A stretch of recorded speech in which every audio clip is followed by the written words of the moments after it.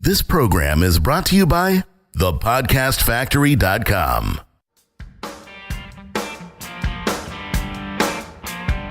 Hi, my name is Igor Kheifets, and this is the List Building Lifestyle, the only podcast which delivers cutting-edge conversion strategies from the online trenches straight to your earbuds. Download the transcript of today's episode and all future episodes at listbuildinglifestyleshow.com. I also invite you to grab a free copy of the Wealthy List Builder Survival Guide at listbuildinglifestyleshow.com/survival. And now, once again, it's time to claim your list building lifestyle. Welcome back to another edition of List Building Lifestyle with the man, the myth, the legend, Mr. Igor Kheifets. Jonathan, I'm upset. What? You? I thought you were Mr. Happy-Go-Lucky. What's got your panties in a bunch? No, I am upset. You know, sometimes you wake up in the morning and the day's going great, and I woke up on the right side of the bed, and the birds are chirping, and you know the coffee tastes good, and my bacon and everything. My life is awesome. But then sometimes, just for the kicks, I'll get into our customer support desk and I'll check what's going on because I'm trying to be, a good sport and, help my team get better and make sure that our customers' needs are met. And so today I did exactly that. And I regret doing that because I stumbled into this support ticket where my guy, Dennis, my business partner and my best friend at this point, he's also my customer support, I guess, the head of the customer support for Igor Solowets. Anyone who ever done business with us knows him. He talks to this client and he asked him, so you said you wanted to make sales. What are you doing right now to help yourself make sales? What is your plan to be making sales? Because while we can supply you with the traffic, right, you have to be doing something with it to convert it into cash. And, this person kind of gave us sort of a half-ass answer, something like, no, I'm just looking for the best traffic. And, we asked him, Dennis asked him, okay, but you got to learn how to market first. Before you can buy paid traffic, it is absolutely critical you understand how to market to that traffic, because otherwise you're putting fuel into a high-performance vehicle that you don't know how to drive, and you will just end up in a ditch somewhere upside down. That should be making perfect sense to anyone who's a reasonable human being, right? And to which, he got the most incredible response, which I could have never anticipated myself, which left me extremely upset. And the response read, and I quote, "I may not want to be an online marketer myself. I just want to make money online." What? Exactly. What are you talking about? What are you talking about? I want to say something here, Igor. It says a lot about you guys that you care about your customers enough to tell them to wake the hell up and help themselves. So I respect that. But what on earth is wrong with this guy? He just wants to make money, but he doesn't want to work. Wait. He doesn't want to be an online marketer. He just wants to make money online. I'm confused. Could you explain that to me? Well, I wish I could. From, trying to interpret the statement, and this is sort of like going through the Torah, the Hebrew Bible, and trying to interpret the meaning of everything that it says. I remember trying to do that in elementary school here in Israel. It was hell for me, honestly, because it's so confusing. Trying to interpret this statement, all I can think is, I want to pay someone lots of money, or hopefully less money than I have to pay, for them to do all the work for me so I can profit and just make money, which of course ain't ever going to happen. So in other words, I'm noticing this behavior a lot recently, where people can sort of expect to get everything done for them, which I realize me saying that right now kind of hurts me and people like me who offer services to the marketplace, right? But other people out there, they want to pay for everything, so it's done for them, and then just get the result. Now, here's the deal, though. It's not how it works. The done-for-you services you can pick up on the marketplace, kind of like software, traffic services, funnel building services, copywriting services. These are awesome, right? Especially if you work with a proven professional that has a proven track record. But these are tools. These are not designed to make you successful just because you use them. But these are tools. And if you're smart enough and you know how to use them, and you leverage these tools to get the slight edge, right, over your competitors, that's awesome. You will get ahead. But if you treat this as the be-all, end-all, right, it's not going to happen. I had another client who, this guy, he was a member of my VIP club, and I spoke to him. The first time we spoke, he said, "I've been in this company for 3 years, and then I changed to this company. Now I'm here, and I moved because someone who's my upline promised to give me a sales funnel, which he says converts like crazy. So I signed up at this level for $2,000, and I got the funnel, but it's not converting either. So now, can you give me a different funnel? So he keeps on going around looking for better offers and better funnels. Now, at this point, it should be obvious to him that the problem ain't the funnel and not the offer. The problem is the person who runs the damn show. And it really brings us to an interesting discussion I had with another client where, he asked me, what am I supposed to do? Like, Igor, I got your done for you emails. I'm driving your traffic, but what am I supposed to do? Just sit here, get traffic, and drive your emails to my list? Is that it? I'm like, of course not. So he says, okay, so what am I supposed to do? And I'm like, well, you have to be the star of your show. My show? Yeah, I say, the star of your show, because right now you're sort of like Oprah.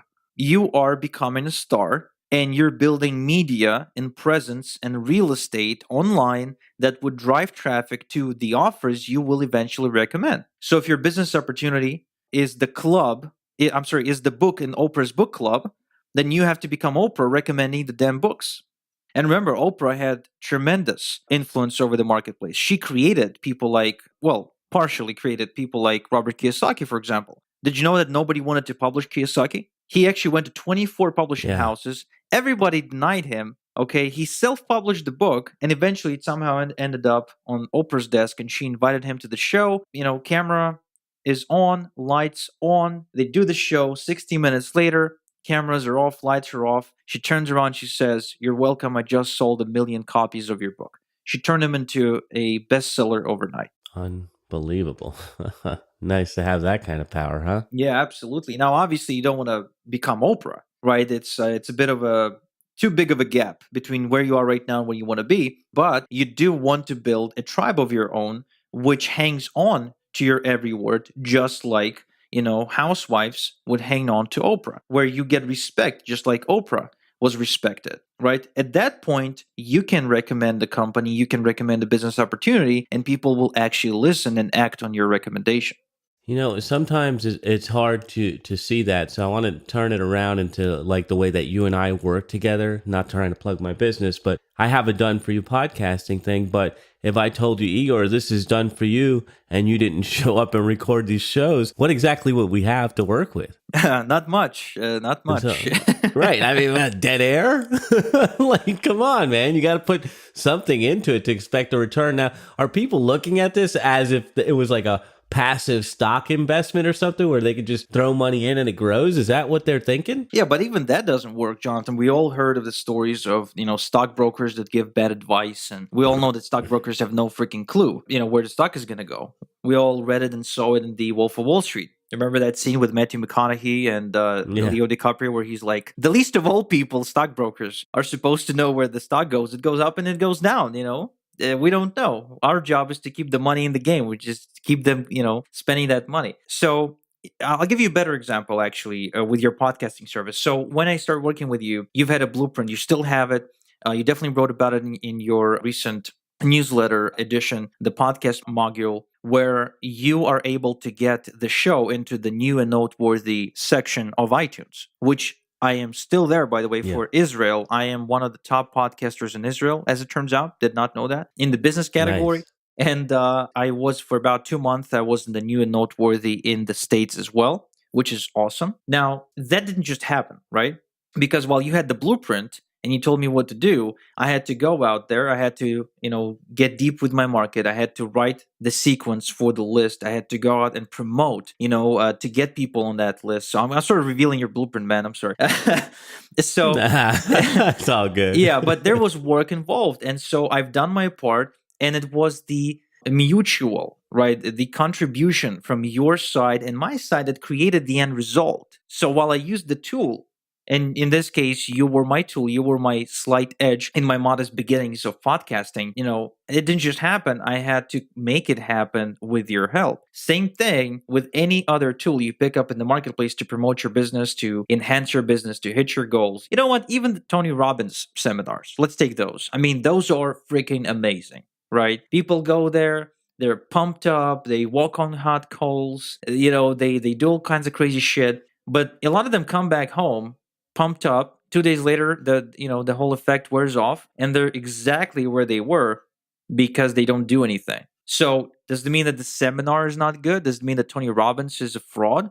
Hardly. Hardly. No, it means that you're missing the point, that you're still expecting for that event or tool to change everything for you without massive action on your part. Now, I realize it sounds like a cliche. I guess, at least in my marketplace, you hear the take action, phrase every single day. But I do want this episode to sort of be like a reminder that no matter how quote unquote done for you your business is, there's always things for you to do to push it forward. And the done for you services alone will not be able to carry you all the way to the promised land. For instance, my new enhanced traffic source, right? It's something we only launched a couple of weeks ago, which is already creating some tremendous results. Like I'm talking 80% opt-in rate, crazy sales. But that alone doesn't not hold, because I can drive, $21 trials to your business, but it's up to you to convert those trials into paid signups that go to the 47 a month and 97 per month and 2,000 and et cetera, et cetera, et cetera, right? In and of itself, the traffic ain't going to close those $2,000 sales for you. It just ain't going to happen. Respect, man. I'll tell you, I don't know. Well, you read Ben Settle's newsletter, so I'm sure you're familiar with Jim Yagi, Yep, the computer scientist, AdWords hacker guy. I hired him once, and it was expensive for me at the time to hire him. And this is one of the reasons why I respect what you're doing and what you're saying here. Well, I hired him. I spent quite a bit of money, and I'm like, dude, I need more traffic and stuff like that. And he came in. He looked at what I was doing, and he turns around and tells me, you don't have a traffic problem. You have a business problem. Your business is shit. And I was like, oh my God. I was like, wait a second. And I could have gotten butthurt and I could have cried about it. And I could have went and found another guru who would have got me all hooked up on traffic that I couldn't convert. But instead, I looked at what he was saying and I reevaluated everything. And then I went to more of a subscription business and everything changed for me. And that's why I respect what you're doing, because you have people coming in and you tell them the truth. Hey, this is probably not going to work for you if you're not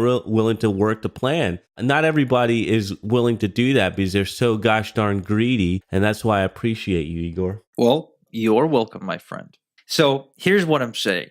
Don't be like one of those people that goes out there is looking for the magic button, for the silver bullet. It does not exist. All you're looking for at any given point is the slight edge. What else can I do to get an inch ahead of my competition? What else can I do to take a step up in my business, to maybe develop myself a bit better so overall I get better results? You're not looking to hit a home run every time. You're just looking to get one more home run for every 10 swings you're doing. If we take it to the baseball analogy, which, I am as far from baseball probably as you, Jonathan, are from the Torah, right? But, that's what you're looking to create. You're not looking to go from a nobody to a millionaire overnight. That is not possible. You're looking to get there one tiny little step at a time. And how fast you'll get there will depend on how quickly you'll take those small incremental steps of success. Do the work. You still got to do the work. I appreciate that, Igor. So what else, man? What else do we need to know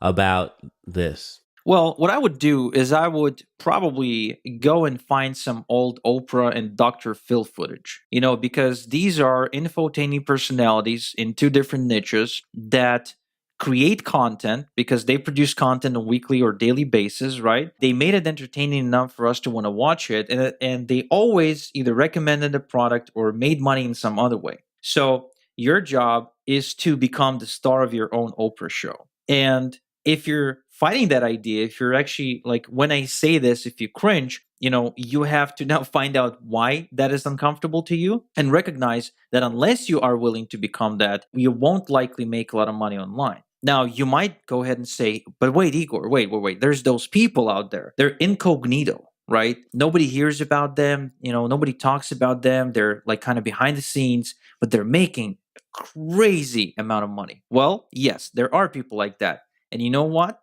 They're usually tied with somebody who is the star of the show. Okay, for instance, I'll give an example. So you got, we work with a company called Online Sales Pro. Okay. Now, on the surface, if you research Online Sales Pro, you'll find only one person, and that person is Vincent Ortega Jr. He's pretty much just a badass superstar when it comes to home-based businesses. He built a large social media following. He's got millions of people following him on Instagram. Like, the dude's crazy. It's all about the lifestyle. He's got a ton of videos out there. He's doing tons of webinars, and he's like the guy who's out there. But behind the scenes, making shit happen, there's two guys that I know, Joel Kellman and Kevin Cohen. So these guys, they're partners with Vince, and Vince is the star, but they are behind the scenes. Joel's the coder. He's coding all kinds of crazy stuff, and Kevin is the business person who watches the numbers and, does all kinds, of business development and stuff like that. Now, they got another guy who's responsible for the training for the company members. He's the one getting on daily Q&A calls and stuff like that, so he's also visible. But the point I'm trying to make is that even the people who are incognito and behind the scenes, they always need the front man. So if you want to remain behind the scenes and you got the skills for that, okay, you need to find yourself the front guy or the front gal that is willing to get out there and become the quote-unquote personality of your brand. Now, this is actually a good point to kind of tease you about the next episode, because the next episode we're going to be discussing how to build credibility for a brand new person. Okay, so if you're just stepping into the marketplace and you finally decided, okay, I'm going to become, the star of my own show, I'm going to tell you how to create credibility without any proof, without any previous track record or anything like that, the first time you step on the quote unquote the big screen of the internet. Wow. So a lot of the stuff's hitting home with me right now. I need to find a COO. Good stuff, Igor. So you teased out the next episode. I guess that's a wrap then for this list building lifestyle. Thank you, Igor, for enlightening us once again. And thank you, list builders, for tuning in. We'll be back with you next time.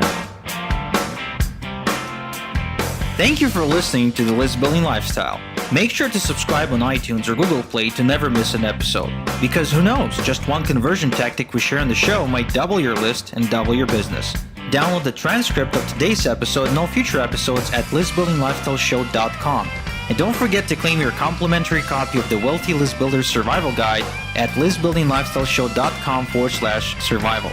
This is Igor Kheifets, and until next time we talk, have a good one.